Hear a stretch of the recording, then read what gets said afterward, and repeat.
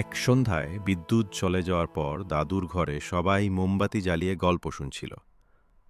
হঠাৎ ছোট্ট রনি বলে উঠল, দাদু, আজ পপকর্ন খেতে ইচ্ছে করছে। মা বলল, বিদ্যুৎ নেই তো, কিভাবে করব? রনি মন খারাপ করে বসে গেল।